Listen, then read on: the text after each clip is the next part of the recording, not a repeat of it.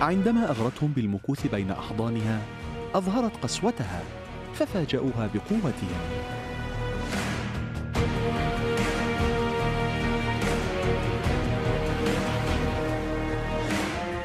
هذا ما بنت عليه قبائل البدو الرحل التي استوطنت ربوع قرغيزيا الجبلية على مدار آلاف السنين، عندما استطاعت تطويع قسوة الطبيعة البكر التي تصرخ بعذريتها في كل شبر من براريها. فالخيول البرية استؤنست والجوارح روضت والقفار على وحشتها قد سكنت.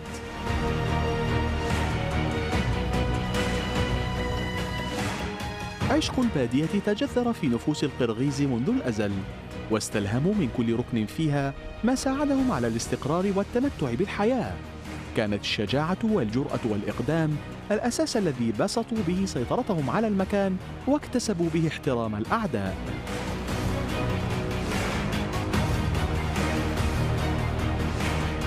هنا في قرشين بشمال قرغيزيا تفوح بين التلال روائح الماضي في مهرجان عالمي للبدو الرحل، يسترجع فيه القرغيز بلوحات جميلة ما تركه أسلافهم من إرث وقيم، وكيف صدوا أطماع الغزاة عن تلك الأرض.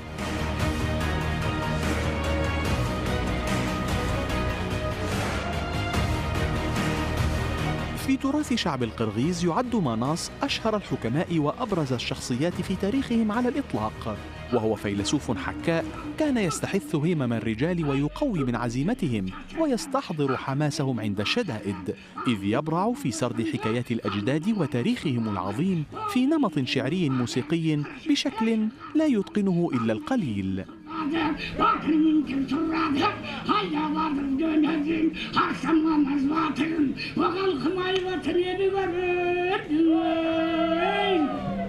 خيام اليورتا البدائية التي ما زالت تملأ قرى قرغيزيا حتى اليوم اكتظ بها المكان بأشكالها وأحجامها المختلفة، يستعرضون أمامها حرفهم التقليدية مثل حياكة السجاد التي اشتهر به القرغيز كثيرا.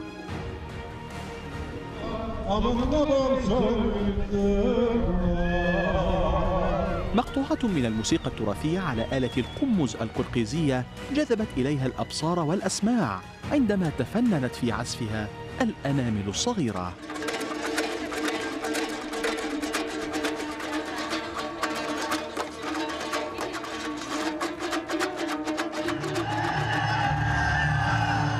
ككل شعوب البدو الرحل يولي القرقيز اهتماما كبيرا بفنون القتال والرياضة، ولك أن تتلمس هذا وأنت تشاهد ألعابهم وتتمعن في إرث أجدادهم المحاربين. بين أحضان الطبيعة حضرت الاستعراضات والمنافسات البدوية، وقد أظهرت عروض الخيول المختلفة قوة ترابط البدو الرحل بهذا الحيوان في التدريب على المهارات القتالية. رياضة الصيد بالكلاب من أشهر ما مارسه القرغيز في بواديهم، وتعد كلاب طيغان وهو نوع قرغيزي الأصل تصل سرعته إلى نحو 60 كيلومترا في الساعة أهم أنواع الكلاب التي يستخدمونها للصيد، وتتميز بقصرها وزيادة طول أذنيها، وهي كلاب لا تصلح للحراسة أو التربية المنزلية بالرغم من هدوئها الشديد.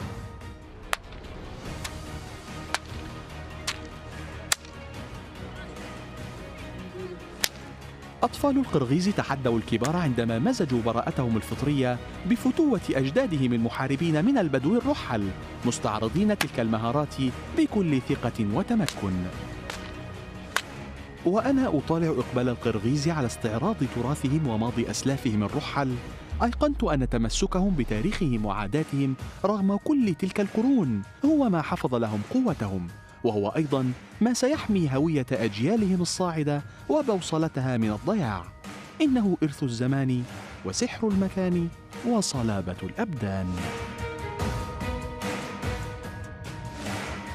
لم يكن إتقان شعب القرقيز من البدو الرحل للمهارات القتالية ولد الصدفة، فمع نشأتهم بين أحضان الجبال الرواسي واعتيادهم قسوة القفار تشكلت رجولتهم، فنجحوا في تطويع الطيور الجارحة وترويض الخيول الجامحة، وأورثوا أبنائهم الشجاعة والإقدام وجلد المحارب البطل.